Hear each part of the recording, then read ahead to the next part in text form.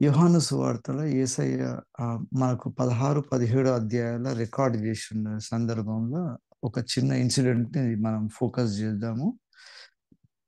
సిలువకు అప్పగింపబడక ముందు యేసయ్య ఆయన శిష్యులకు వార్నింగ్ ఇస్తున్నాడన్నమాట. 16 అధ్యాయము 31 నుంచి ఉంటది. యేసు వారిని చూచి, మీరిప్పుడు నమ్ముచున్నారా? ఇదిగో మీలో ప్రతివాడును ఎవనింటికి వాడు చెదిరిపోయి నన్ను ఒంటరిగా విడిచిపెట్టు గడియ వచ్చుచున్నది, వచ్చియే ఉన్నది. అయితే తండ్రి నాతో ఉన్నాడు గనుక నేను ఒంటరిగా లేను. నా యందు మీకు సమాధానము కలుగునట్లు ఈ మాటలు మీతో చెప్పుచున్నాను. లోకంలో మీకు శ్రమలు కలుగును, అయినను ధైర్యం తెచ్చుకొనుడి, నేను లోకమును జయించి ఉన్నాను నేను.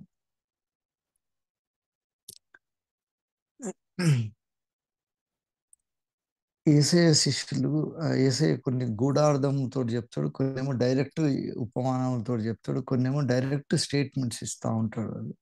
మనం కూడా బైబిల్ చదివినప్పుడు దేవుడు కొన్ని విషయాలు లోపల తొవ్వి తీయాల్సి వస్తది. దేవుని వాక్యము సత్యమైనది.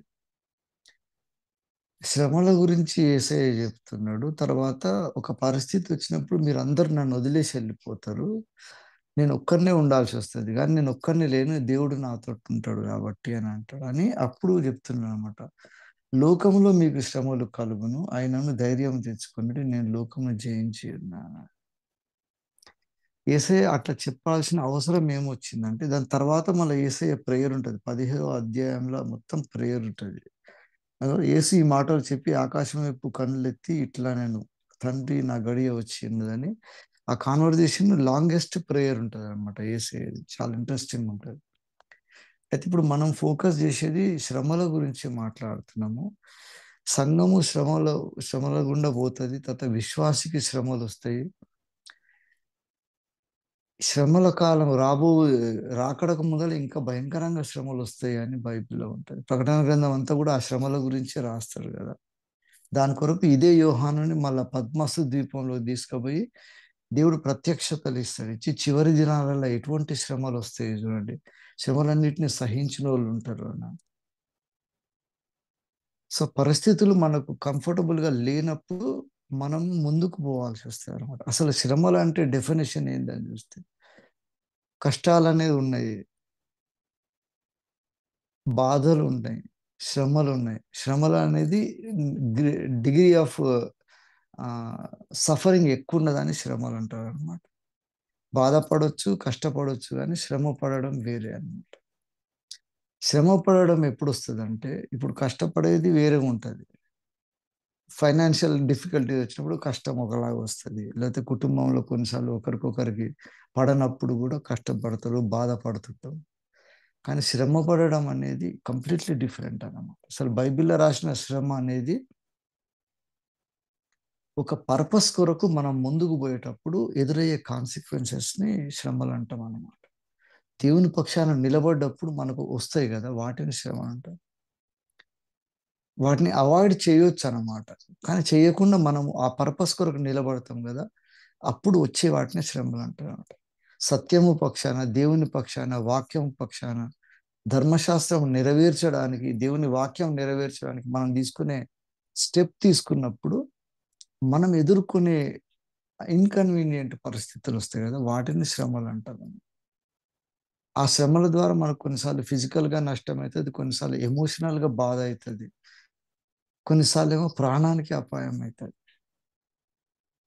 యేసయ్య అదే చెప్తున్నాడు. నేను సిలువకు అప్పగింపబడడానికి పోతున్నా గానీ, నేను లోకాన్ని ఆల్రెడీ జయించి ఉన్న. లోకంతోటి మీకొచ్చే శ్రమలని గురించి మీరు భయపడొద్దు అని చెప్తున్నాడు. అది 100% నెరవేరింది. యేసయ్య చనిపోయి తిరిగి లేచి ఆరోహణమైనంక, యేసయ్య శిష్యులలో ప్రతి ఒక్కడు తప్ప అందరూ దేవుని కొరకు అసలు శ్రమలంటే వెల్కమ్ అలాగా చూసిండ్రు. ఇదొక మంచి విందు భోజనం చేస్తున్నట్టు ఎంజాయ్ చేసిండ్రు. ఆ శ్రమలను మనం ఎంజాయ్ చేయగలిగినప్పుడు మన విశ్వాస పరిమాణంలో ఎదిగినట్టు గుర్తనమాట. అందుకనే క్రీస్తుతో కూడా శ్రమలలో పాలిభాగస్తులు ఉండాలి అని అంటాడు. ఆయన పునరుత్థాన బలం ఎరగడానికి క్రీస్తు శ్రమలలో కూడా పాలివాడై ఉన్నాను నేనని పౌలు అంటాడు.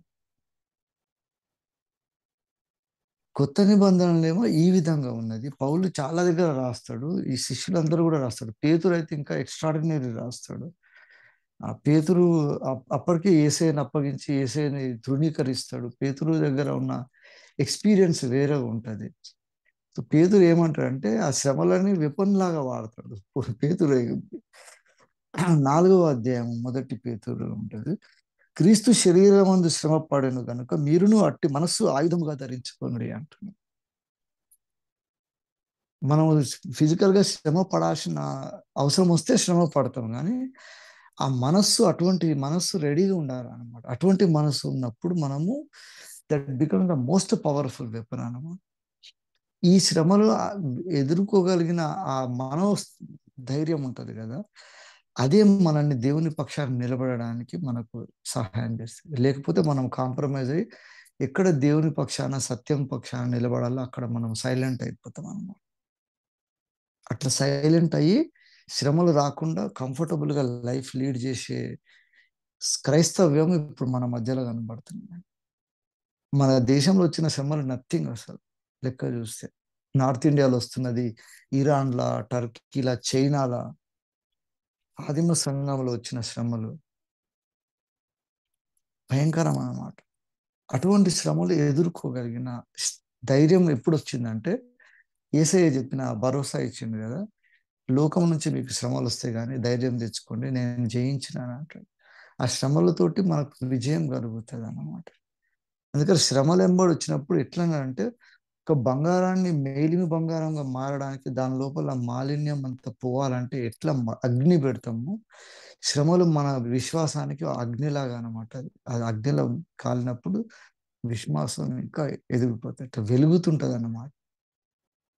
అందుకని మనకు ఎప్పుడైనా ఇన్కన్వీనియంట్గా అనిపించినప్పుడు, దేవుని పని చేసేటప్పుడు కానీ సంఘంలో కానీ ఒక పరిస్థితి వచ్చినప్పుడు దేవుని పక్షాన మనం ముందుకు పోవాలన్నప్పుడు, లేకపోతే యథార్థంగా ఉండాలన్న సత్యము పక్షాన నిలబడాలన్నప్పుడు మనం ఎదుర్కొనే ఇన్కన్వీనియంట్ సిచ్యువేషన్స్ అన్నిటిని కూడా దేవుడు అంటున్నాడు, వీడు శ్రమ పడనీకి రెడీ అయ్యండి నా కొరకు అంటున్నాట. ఏం భయపడొద్దు, ఐఎమ్ విత్ యూ అంటాడు. నేను మీకు తోడై ఉంటాను ఆ శ్రమలలో. కాబట్టి మీరు దాన్ని లోకాన్ని జయించిన, ఇక లోకం కంటే పెద్ద మీకు ఎక్కడి నుంచి శ్రమలు వస్తాయి. విశ్వాసులని ఈ విధంగా ప్రిపేర్ చేయగలిగినప్పుడు సంఘాలు స్ట్రాంగ్ అవుతాయి. అట్లా కాకుండా ఒక మాట ఎవడైనా ఎదురు మాట్లాడినా మనల్ని ఏమైనా ఇన్సల్ట్ చేస్తాడు, లేకపోతే ఎవరు తోటి విరోధం ఎందుకు కావాలి మనము అని సత్యానికి మనం విరుద్ధంగా సైలెంట్ అయిపోతున్నాం అన్నమాట. Silence is the greatest enemy in the church of God. దేవుని పక్షాన నోరు తెరవలేకపోవడం అంతకంటే దౌర్భాగ్యపు పరిస్థితి ఏది ఉండదు అన్నమాట. అది గ్రేటెస్ట్ సిన్ అనవచ్చు అసలు. అందుకే యాకోబు రాసుకుంటా అంటాడు, మంచిది మేలైనది ఏది తెలిసి కూడా అది చేయకపోతే అది పాపమే అని అంటాడు. మనకు దేవుని మార్గం అంతా తెలుసు, ఏది కరెక్ట్ ఏది రాంగ్ తెలిసినాక కూడా మనం అది చెయ్యడానికి ముందుకు రాకపోతే అది పాపం అని దేవుడు రాసుకుంటాడు. ఎందుకు రాసుకుంటాడు? ఇంతకు ముందు కూడా ఎంతో మంది లేరు కదా అని అనుకోవచ్చు. దేవుడి న్యాయం ఏ విధంగా ఉంటుంది, దేవుడి నీతి న్యాయములు రెండు ఖచ్చితంగా ఉంటాయి. దేవుని కృప ఉన్నది కానీ దేవుని నీతి, దేవుని న్యాయం దాన్ని మీరుడు దేవుడు ఎప్పుడైనా. ఏమంటుండంటే ఇప్పుడు ఒక ఒక మనకున్న ప్రత్యక్షతలను బట్టి మనకు శ్రమలు వస్తుంటాయి. మనకున్న ప్రత్యక్షతలను బట్టి దేవుడు మనల్ని జడ్జి చేస్తుంటాడు. అందుకని తెలియక వాళ్ళు చేసింది కాబట్టి వాళ్ళు చూడున్నట్టు వదిలేసింది. కానీ ఈ కాలంలో మీకు సర్వసత్యంలోనికి పరిశుద్ధాత్మ నడిపించిన తర్వాత కూడా మీరు దేవుని పక్షాన నిలబడలేకపోతే అది దేవుడు అంటున్నాడు అన్నమాట. ఇగ్నోరెంట్గా ఉండి చేసిన పాపములు కానీ, ఇగ్నోరెంట్గా ఉండి చెయ్యని పనులను బట్టి దేవుడు క్వశ్చన్ చేయడు. కానీ అన్ని తెలిసి ఉండి మనము దేవుని పక్షాన నిలబడకుంటే దేవుడు అప్పుడు క్వశ్చన్ చేస్తాడు, ఏమైంది నీకేమైంది.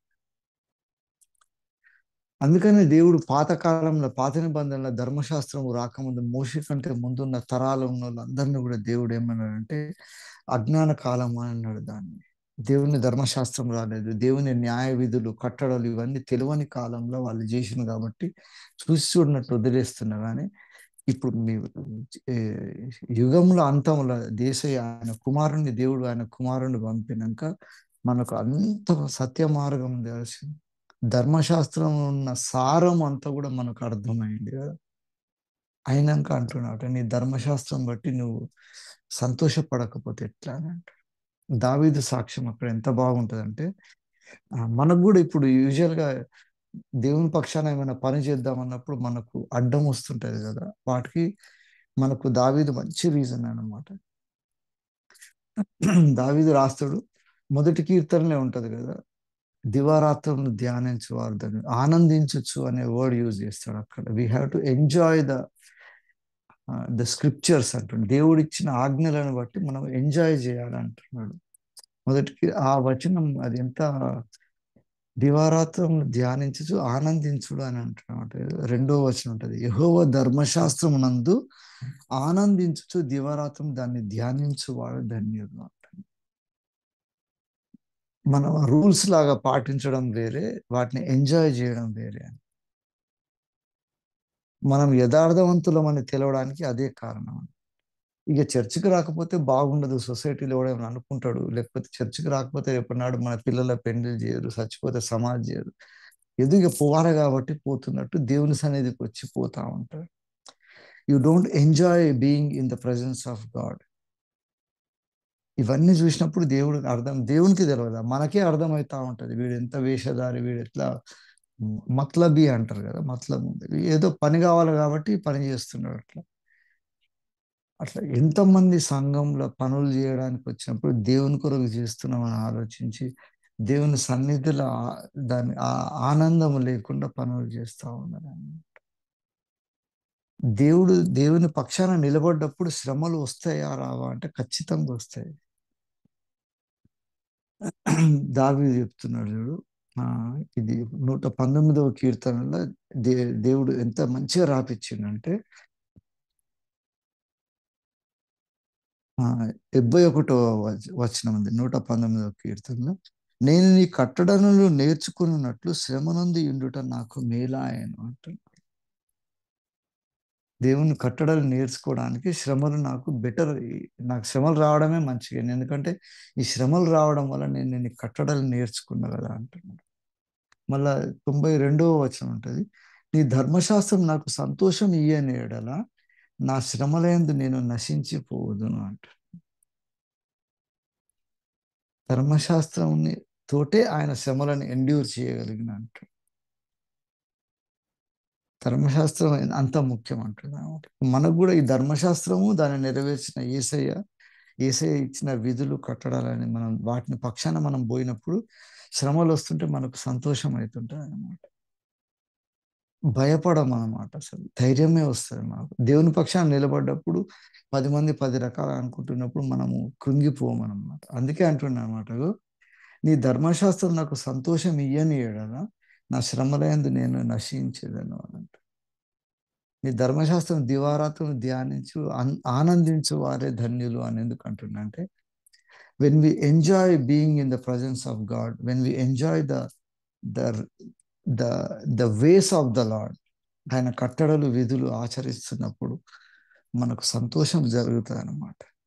అందుకని మనం లోకంలో ఎన్నో రకరకాల ఆ ఏమంటారు ప్రివిలేజెస్ ఉన్నాయి, బెనిఫిట్స్ ఉన్నాయి, ఎంజాయ్ చేయడానికి ఎన్నో ఉన్నాయి.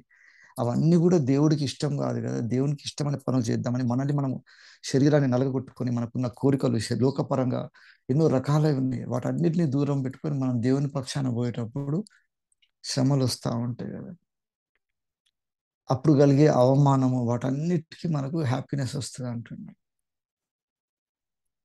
కొత్త నిబంధనలు కూడా ఈ పౌలు ఆల్మోస్ట్ హీ వాజ్ అబౌట్ అపోస్తలుల కార్యంలో ఉంటది. పౌలుకు తెలుసు యేసయ్య కూడా శ్రమలు పొందక ముందు, సిలువకు పోకముందే శిష్యులతో అంటాడు అనమాట, శ్రమలు మీకు వస్తాయి కానీ ఇప్పుడు నేను శ్రమ పడడానికే పోతున్న సిలువ మీద, మీరందరూ వెళ్ళిపోతారు కానీ ఆ శ్రమలు పొందడమే మంచిది, దాని ద్వారా మహిమ కలుగుతుంది అని దేవుడు చెప్తాడు. సేమ్ పౌలు కూడా లాస్ట్గా యెరూషలేముకు పోయినప్పుడు యెరూషలేము దగ్గర పౌలుని అప్పగిస్తారు, పౌలుని కన్విక్ట్ చేస్తారు. అప్పుడు పౌలు కూడా సేమ్ ఇదే అంటాడు అనమాట. ఏమంటాడంటే అపోస్తలుల కార్యంలో 20వ అధ్యాయంలో ఉంటుంది.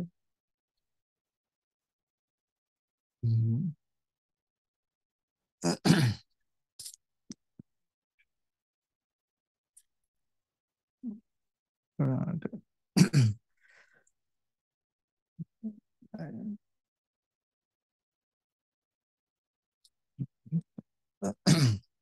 మేము ఓడ ఎక్కి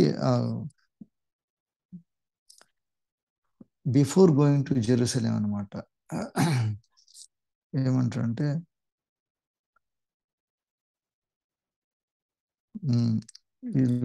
20వ అధ్యాయంలో ఉన్నది, 22వ వచనంలో, బంధకములు శ్రమలు నా కొరకు కాచుకొని ఉన్నవని పరిశుద్ధాత్మ ప్రతి పట్టణంలోనూ నాకు సాక్ష్యం ఇచ్చి చూడాలని తెలియను.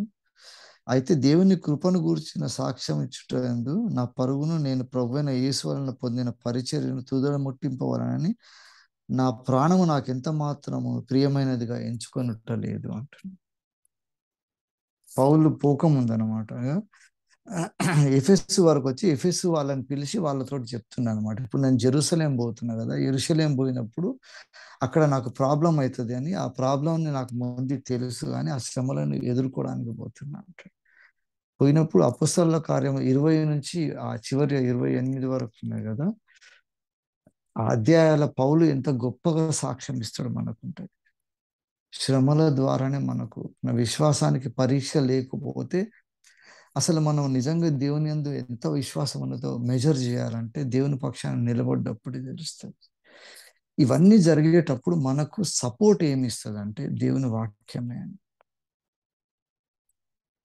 అందుకని ఆ వాక్యాన్ని మన మనసులో పెట్టుకున్నప్పుడు అదే ధైర్యం ఇస్తుంది. దాని ద్వారానే మనం దేవుని పక్షాన నిలబడగలం. అందుకని ధర్మశాస్త్రం ఆనందించాలి, ధర్మశాస్త్రం చదవాలి. మీకు అందుకని యేసయ్య కూడా ఈ బైబిల్ అంతా కూడా చెప్పినాక చివరికి వాళ్ళ శిష్యులతో చెప్తాడు అన్నమాట. మేము పోయినాక ఇట్లా మీ మధ్య తొడేళ్ళలాగా వస్తారు, వాళ్ళు వచ్చి సంఘాన్ని అంతా కూడా విభజిస్తారు. మీకు చాలా భయంకరమైన పరిస్థితులు వస్తాయి, అప్పుడు మీరు నిలబడాల్సి వస్తుంది అంటాడు. ఈ శ్రమలన్నీ చేస్తున్నప్పుడు నిత్య రాజ్యముల మనకున్న ఆ మహిమను గుర్తుపెట్టుకొని మనం ఈ శ్రమలు ఎండ్యూర్ చేయాలి అంటే రోమా పత్రికలో రాస్తున్నా అన్నమాట. మనం పొందబోయే మహిమను గుర్తు చేసుకుంటే ఈ శ్రమలు ఎన్నదగినవి కావు కదా అంటే. తప్పకుండా మనకు ఈ ప్రపంచంలో ఎవరైనా కంఫర్టబుల్ ఉన్నారా అని ఎవరైనా అనుకుంటే వాడు అందరికంటే ఎక్కువ శ్రమ పడేది వాడే అనమాట. ఈ లోకంలో మనకు ఖచ్చితంగా డిఫికల్టీస్ వస్తాయి. దేవుని పక్షాన నిలబడ్డప్పుడు అవమానము కలుగుతుంది, శ్రమలు కలుగుతాయి. అంత్యకాలంలో అయితే ఇంకా భయంకరంగా శ్రమలు కలగబోతున్నాయి సంఘానికి. అందరికీ కలుగుతాయి అంటే అందరికీ కలగవు. దేవుని పక్షాన ధర్మశాస్త్రాన్ని పట్టుకొని ఎవరు నిలబడతారో వాళ్ళకు శ్రమలు కలుగుతాయి. ఆ శ్రమలు మంచిది అని దావీదు చెప్తున్నారు. అదే శ్రమలు వస్తాయని తెలిసి కూడా నేను అక్కడికి పోతున్న సాక్ష్యం చెప్పడానికని పౌలు అంటున్నాడు. ఇప్పుడు మనకు కూడా ఈ కాలంలో మనం దేవుని పక్షాన నిలబడాలి, లోకంతో ఎదిరించి యేసయ్య రక్షణ మార్గం మనం లోకానికి చెప్పాలి కదా. అటువంటిది మనం సంఘంలోనే మనం ఉన్న క్రమం లేదు కదా, సంఘమే సరి చేసుకోలేకపోతున్నాం. దేవుని సన్నిధిలో దేవుని పక్షాన నిలబడే చేతగానుల్లో మనం పోయి అన్యుల మధ్యలో నిలబడి దేవుని పక్షాన ఎట్లా నిలబడగలుగుతాం? ఎటువంటి విశ్వాసం మన లోపల ఉన్నది అసలు? శ్రమలు వచ్చినప్పుడే ఆ విశ్వాసానికి పరీక్ష అన్నమాట. ఏదన్నా చేద్దామంటే దేవుని పక్షాన్ని నిలబడాలన్నప్పుడు డెఫినెట్గా దాంతో మనకు అందరూ మెచ్చుకొని దండలేసి మెచ్చుకునేటోళ్ళు ఉంటారు. తప్పకుండా we are going to face difficulties. అప్పుడు యేసయ్య అంటుండ అనమాట, మనకున్న ఆ ప్రామిస్ తోటి మనం క్లోజ్ చేద్దాము. నేను లోకాన్ని జయించి ఉన్నా కాబట్టి మీరేం వరి కావద్దు, మీకు శ్రమలు వచ్చినప్పుడు బీ హ్యాపీ అబౌట్ ఇట్ అంటుండ అనమాట. ఎందుకంటే అదో నాయందు మీకు సమాధానము కలుగునట్లు ఈ మాటలు మీతో చెప్పుచున్నాను. లోకములో మీకు శ్రమలు కలుగును, ఆయనను ధైర్యము తెచ్చుకొనుడి, నేను లోకంను జయించి ఉన్నా. యేసయ్య చెప్పాల్సిన ధైర్యం అదనమాట. ఎందుకంటే ధైర్యం లేకుండా శ్రమలకు భయపడి దేవుని పక్షాన నిలబడని పరిస్థితులు వస్తుంటాయి అన్నమాట. అప్పుడు మనము ధైర్యం ఎందుకు తెచ్చుకోవాలంటే ఈ లోకాన్ని జయించిండు యేసయ్య, మరణాన్ని జయించిండు, శ్రమలను జయించిండు, ఆయన శరీరాన్ని జయించిండు, పాపాన్ని జయించిండు, మనల్ని పవిత్రులను చేయడానికి ఆయన రక్తం ఇచ్చిండు కదా. ఇంకా నెక్స్ట్ మనకి ఇంతకంటే శ్రమలు ఎప్పుడు వస్తాయి చెప్పండి అసలు? వాటితోటి కదా మనం నిత్య రాజ్యంలో దేవుడు మెచ్చుకుంటాడు అనమాట. అప్పుడు ఎవరెవరు శ్రమ పడ్డారో వాళ్ళందరిని పిలుస్తారు. వాళ్ళందరూ వచ్చినప్పుడు ఆయన కొరకు, ఆయన వాక్యం కొరకు శ్రమ పడ్డ వాళ్ళందరినీ దేవుడిని నిలబెట్టి చూపిస్తున్నాడు అనమాట. నా కుమారుని లోపల ఉన్న ఈ క్యారెక్టర్, ఈ ఒక్క character, to endure pain for truth అనమాట. సత్యము కొరకు మనల్ని నలగగొట్టుకోవాలన్నా, లేకపోతే కష్టాలు అనుభవించాలన్నా, దేవుడు ఇస్తున్న ఆదరణ వాక్యం ఏంటంటే, నా సమాధానం మీ లోపల ఉంటుంది, శ్రమలు ఎదుర్కోవాలి, ధైర్యం తెచ్చుకోండి, ఎందుకంటే వీటన్నిటిని జయించిన నేను. సో మనకి ఇప్పుడు ఉన్న పరిస్థితులలో ఒక్కొక్క పరిస్థితుల్లో ఉంటాం కదా, కానీ యాజ్ కలెక్టివ్ కమ్యూనిటీ, అంటే మనం దేవుని పిల్లలుగా ఈ తరంలో దేవుని చిత్తం నెరవేర్చాలని మనం దేవుని కొరకు మన సంఘాలలో చేస్తున్న పని చేసేటప్పుడు మనకు ఎదుర్కొనే ఆపోజిషన్, మనకు ఎదుర్కొనే కష్టాలు, శ్రమలు, డిఫికల్టీస్, అవి ఫైనాన్షియల్గా కావచ్చు, ఎమోషనల్గా కావచ్చు, ఫిజికల్గా కావచ్చు, ఇవి వచ్చినప్పుడు మనం ధైర్యం తెచ్చుకోవాలి. ఎందుకంటే మనం మరణాన్ని జయించిన యేసయ్య, లోకాన్ని జయించిన యేసయ్య అంటుండు మనతోటి, ధైర్యం తెచ్చుకోండి, ఆ శ్రమలు నేను జయించినాను, ఈ లోకాన్ని జయించిన, కాబట్టి మీరు చేసే ప్రతి పనిలో కూడా ఈ శ్రమలు మిమ్మల్ని ఇంకా బెటర్ చేయడానికి పనికొస్తాయి, కాబట్టి శ్రమ పొందడమే మీకు మేలవుతుంది కదా, అటువంటి శ్రమలను ఎండ్యూర్ చేయాలంట. ఉదయకాలంలో మనం కూడా మన పరిస్థితులని దేవుని పక్షాన మనం చేసే ప్రతి పనిలో కూడా ఈ శ్రమ అనుభవము, దేవునికి శిలువ మీద అనుభవించిన ఆ శ్రమ అనే అనుభవం మనకు కూడా వచ్చినప్పుడు దేవుడు మహిమపరచబడతాడు. మన చేసిన ప్రతి పనిని కూడా దేవుడు లెక్క తీసుకున్నప్పుడు ఈ క్రియలన్నిటికీ కూడా దేవుడు మహిమకరమైన పనులు చేసినంట. అప్పుడు మనకు శ్రమల్లాగా ఉండవు, అవన్నీ కూడా రివార్డ్స్ లాగా కనబడతాయి. అందుకే అదే రిజాల్వ్ తోటి మనం ముందుకు పోదాము. ఈ ప్రార్థనలు చేయడం వలన ఆ శ్రమలకు, ఈ ప్రార్థనలకు ఒక చిన్న లింక్ ఉన్నది, అదొకటి చెప్పాలని ఆశ ఉన్నది మనకు. నెహెమ్యా వాళ్ళు రీబిల్డ్ చేసేటప్పుడు నెహెమ్యా వాళ్ళు ఎదుర్కొంటారు, ఈ పరిస్థితులు వస్తుంది వాళ్ళకు. వచ్చినప్పుడు ప్రార్థనలు చేస్తూ ఉంటారు. ఏమని చేస్తారంటే, నెహెమ్యా 10వ అధ్యాయం ఉంటుంది. అయితే జనులలో మిగిలిన వారు, అనగా దేవుని ధర్మశాస్త్రమునకు విధేయులగునట్లు దేశపు జనులలో ఉండకుండా తమ్మును తాము వేరుపరుచుకుని యాజకులు, లేవీలు, ద్వారపాలకులు, గాయకులు, నీతియులు అందరూను దేవుని దాసుడైన మోషే ద్వారా నియమింపబడిన దేవుని ధర్మశాస్త్రం అనుసరించి నడుచుకొనొచ్చు మన ప్రభువైన యెహోవా నిబంధనను, కట్టడలను అనుసరించుదామని శపథము పూని ప్రమాణము చేయుటకు కూడిరి. రీబిల్డ్ చేయడానికి దేవుని ధర్మశాస్త్రము కారణమైందన్నమాట. మనం నెహెమ్యా గ్రంథం అంతా చూసినప్పుడు మళ్ళీ పడిపోయిన గోడలు కట్టడము, యెరూషలేము ప్రాకారములు కట్టడం, ఇవన్నీ చూస్తాం కదా. దానికి వాళ్ళు పూనుకున్నప్పుడు వాళ్ళు చేసిన పని ఏంటంటే, మళ్ళీ ధర్మశాస్త్రములు, కట్టడలు, విధులను వాటన్నిటిని ఆచరిస్తామని సపరేట్ అయిన కొంతమంది వేరుపరుచుకొని వాళ్ళందరూ పూనుకున్నారు, కాబట్టి మళ్ళీ యెరూషలేము నిలబడ్డది అన్నమాట. మనం కూడా మన సంఘాలను, కుటుంబాలను నిలబెట్టుకోవాలంటే తప్పకుండా మళ్ళీ we have to go back to his word అన్నమాట. ఆయన లా ఆఫ్ ద లార్డ్ అంటారు కదా, దేవుని ధర్మశాస్త్రములు, కట్టడలు, విధులు, వాటిని మనం అనుసరించినప్పుడు దేవుడు అంటుండు, వాటితోటి మీకు విజయం ఇస్తాను, వాటి ద్వారానే మీరు శ్రమలను ఎంజాయ్ చేయగలుగుతారు అంటున్నారు. అప్పుడు మనం సంతోషంగా ఉంటాం, ఎందుకంటే మన ఫలము అధికమవుతుంది అంట. నా నిమిత్తం నిందించి, హింసించి మీ మీద ఏమేమి చెప్తుంటారు కదా, అప్పుడు సంతోషించు, ఎందుకంటే మీ ఫలము రెట్టింపు అవుతుంది అంట. దేవుడు ఇచ్చిన కొద్ది ఆలోచన బట్టి దేవునికి వందనాలు చెల్లిస్తున్నాను. ఇటువంటి శ్రమలను ఎదుర్కోగలిగిన మనస్సున్నోళ్ళతోటి దేవుడు ఆయన కార్యాలు చేస్తాడు. కాబట్టి let us pray that God gives us enough strength to withstand everything that is going to give us inconvenient moments when we stand for truth. దేవుని ఆలోచన బట్టి దేవునికి మహిమ కలుగును. Thank you pastor.